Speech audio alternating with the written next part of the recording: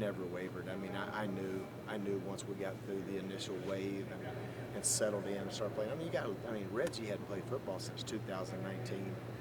So there was a couple of miscommunications with those guys back in the back end. And I mean, it's just a lot of what happens in a first game, and so the good news is, and that's what I was sharing with Coach earlier yesterday, is that it's all correctable. To me, that's coaching. That's my job, to get those guys to make sure that they can communicate and execute. When it's a pressure type situation. What about the first touchdown pass y'all gave up? It looked like, I want to say, you kind of handed it off, expecting. Yeah, that's what I was saying. That's the one there was a miscommunication there, and then on the second one, or maybe the third one, we had a busted assignment. So I think that was after the onside kick, if I'm not mistaken, when because the penalty set them up. We had a penalty. They converted 2 4th downs. And then the penalty moved it down there inside the 10. They scored. I'll give them credit for that. I mean, we at the end of the day, right there in that first series, it was 3rd and 4, 3rd and 3, 3rd and 5, 3rd and 6, 3rd and 7 maybe, and we just we kept hit right at the stick, and it was 4th and 1, 4th and 1. Well, you're not going to stop many people on 4th and 1 unless you just absolutely get a little bit lucky. So I wasn't worried about that first drive. I mean, they executed and we didn't on 3rd down. But then the one you're talking about, you're exactly right. That was the miscommunication. They made the right check but didn't play the right check. I mean, it was so that again, that's correct. That's coaching. We got to get stuff like that fixed, and then the one going the other direction was a busted assignment. I mean, right there. I mean, we had a busted assignment on the screen, kind of got the ball down there, and we had a busted assignment. It's 3rd and goal from the 9. People should not score touchdowns on us on 3rd and goal from the 9. I mean, we take great pride in that. I mean, it was just crazy. I mean, we were so prepared for the route that they scored on. I mean, we ran it Thursday, ran it Friday, and I'll be dadgum if that wasn't what they scored on. That's what makes it worse. That's why when the game's over, you go, I mean, safety. Yeah, he went the wrong direction. Yeah. You talked about those 3rd and 4th and shorts. I think didn't you guys get 2 3rd and 1 stops in the second half? So what kind of changed in the ability to do that? I think 2 things. Well, what I talked to these guys about on Thursday, Coach has a coach address the team every day leading up all the way to the first game. Well, my day was Thursday, so 2 things that I shared with them is I don't believe there's adversity in football. I think sometimes things don't go as planned. I told him, I said, you had a great picture of what adversity is when we went to Luke's funeral. I said, that's adversity. I said, in a football game, I said, you have things that don't go your way. You have changes of momentum. There's momentum swings in a game. And I said, the thing is, you got to manage that. You can't let your high get too high. You can't let your low get too low. And that's probably where I'm the most proud, is they didn't let their low get too low. I mean, it's 21-7, and they never batted an eye. Like you say, you go back to halftime, and I just walked in there and just said, listen, here's the deal. So we'd already corrected that, made sure we were sound on the corrections that we'd made earlier in the first half. I said, now let's just go do, what you're coached to do. You have to do 2 things. You got to elevate your focus. You have to elevate your focus, and you have to intensify your fight. And that was really all we did. We elevated our focus with just a little bit more focus and concentration, and then that led to a more intensity in our fight, and just more aggressive. And all of a sudden you get guys stopped on 3rd and 1, and they get a penalty, and then things like that start to happen for you. And I mean, what is really good, I mean, I would have, if I could script that game, I would have scripted it exactly the way it went. Because, I mean, our kids, I think they felt a little bit of, hey, there's expectations to play defense here at Texas Tech, and, we were just a little bit, and so anyway, I mean, I was very proud the way they responded to it, to when things don't go as planned. And we were ready. We were talking about that on Thursday, some 72 hours before the game. And, that's what's beautiful about when you see kids carry out something that you've been addressing and you sit there and you've been emphasizing.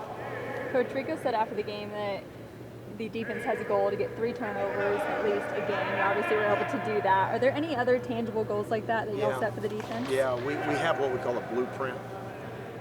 And this is something I changed when I started coaching with Gus Malzahn and went to the hurry-up, spread, no-huddle offense.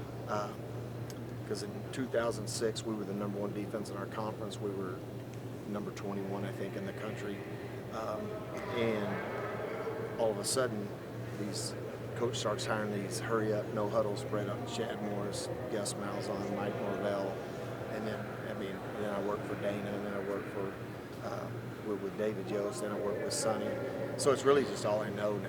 So we had to change the way we measure success on defense. So we look at about 5 areas. Number 1 is obviously TFLs and quarterback sacks. We shoot for 9 TFLs, 9 negative yards plays a game. We had 11. Then we shoot for 5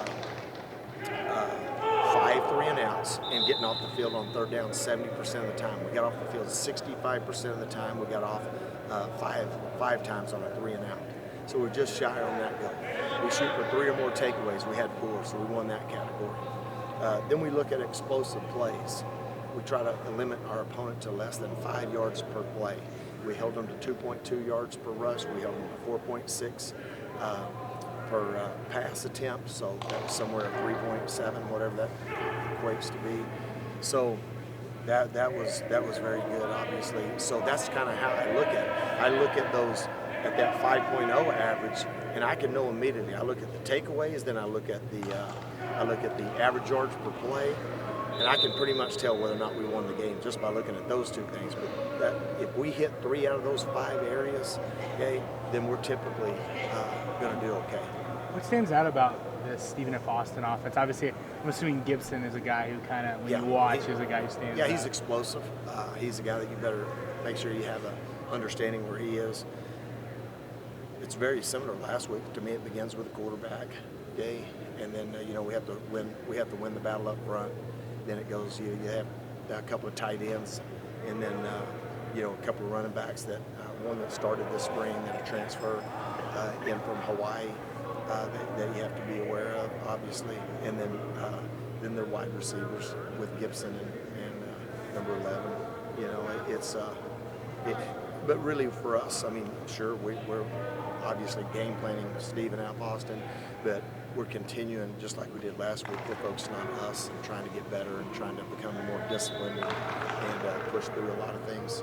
Obviously, it's the question you probably get every year when you play an FCS team, just the on paper versus the in game. And do you ever have to feel like you bring up, hey, remember what happened against HBU last year? Like, do you want that again, kind of thing, or with a team so experienced, is it not something you have to do? No, because it's really not even. It's not even the same analogy. The HBU thing was such a. When you throw COVID-19 and all the other things that were going on leading up to that game, that is so far in my past. I never live life looking in the rearview mirror. I just don't. It doesn't have anything to do with this group of kids. It doesn't have anything to do with this game. I don't care if they're FCS, FBS, Power 5. It doesn't matter to me. There's good players in every league. If you look at the NFL rosters, there's probably as many good players from FCS schools as there are from the Power 5 schools, if you want to know the truth. And so I just I don't put any stock in it. They're another opponent. They're coming into our place, and we're going to be prepared. And we're going to play physical, and tough, and hard, and that's the minimum expectation. Got time for about 2 more. Talk about the leadership that you saw from the seniors and the transfers, and how they have picked up a not a typical way that you would expect. In the past, you would have seen certain things happen after adversity hit. How is the difference between this team different with the seniors and transfers? Well, there was just, like I said, there's just a calmness. There was just a confidence. We always tell them to trust their training, and even one of the other things I shared with them was you have to have a great belief in yourself. Number 2, you have to have a great belief in your teammate. And the 3rd thing is you have to trust your coaching. And when I say that, you need to trust your training. You're trained, okay, from Dave Scholes, okay, to our nutrition, to our coaching staff. Our kids were prepared, and they they were so prepared and so prepared beyond that moment that it never fazed them. It really didn't. So, I mean, it really speaks volumes about the whole unit, not just certain individuals. You talked about when you're scouting these early season opponents, focusing more on yourself. Was there anything from this first game that you learned from your defense that maybe you weren't expecting to see? It was all kind of just expected? Not really. I mean, I expected that there'd be a mistake or two, early in the game. Did I know we'd be down 21-7? Well, I don't know. I mean, I shared with them two different analogies. Once when I was coaching at the University of Tulsa, and we were number 25 in the country playing at Arkansas, and we were 8-0, and before you could blink an eye, we were down 20-0, and 3 minutes to go in the game, we were 20-20. I shared that with our defense, and I gave them another analogy during Hurricane Katrina, having to fly down the morning of the game to Southern Miss one night, and being down 17-0 and beating them 48-17. So I don't know why I shared that with them, but it kind of came to fruition. When did you share it? One of the analogies on Thursday, and then the other one at the walkthrough on Friday. Oh, so this wasn't a halftime thing? No, this was actually the day before the game. I just said, and I kept sharing with them, look, there's no such thing as adversity in football. I mean, there's just things that happen bad and that don't go as planned, and hey, how you respond to it is going to determine what the outcome is going to be. And our kids, they handle it, and they deserve all the credit. Coach, how'd you like your offense's response to obviously going from a quarter where they didn't get the ball at all to kind of finding that offensive rhythm a little bit? Yeah, I was really proud with how they responded, especially with the way the first possession ended. I mean, we really got into a rhythm, moved the ball down the field. Eric made an explosive play. We had a lot of guys with extra efforts that allowed that to happen. Miles Price, Kalen Geiger on the perimeter. And then, the first drive ended the way it did. Didn't have a ton of time of possession in the first half, but our goal is to make the most of our possessions when we do have the ball, and to worry about executing our plays. And so I was really proud with how they responded. There was a little bit of a lull in the second quarter, and then for us in the third quarter, I think we finally got into a little bit of rhythm, and was really proud of how well they stayed together. There was a really good demeanor about our offense at halftime. They were calm. I think they weren't by any means complacent about what was going on, but I had a really good look and of intensity of looking to want to get this thing going in the right direction. How do you feel like Tyler looked in his Red Raider debut? I thought he did a good job. I was really pleased with how well he started. He came out the gate fast. He was very accurate, got the ball out of his hand. Like I said, there was a little bit of a lull in the second quarter. Could have done a little bit better job of getting him into situations where he could get the ball out of his hand, but I thought he handled himself. He competed. He made plays outside the pocket. Obviously, there's some mistakes that we've got to correct in some of our tempo stuff with his eyes and get him in the right spot. But altogether, I thought it was a good first start, and he knows that we've got a lot of room for improvement. What do you know about Stephen F. Austin's defense, and how have you guys been preparing for them? Yeah, they're very physical.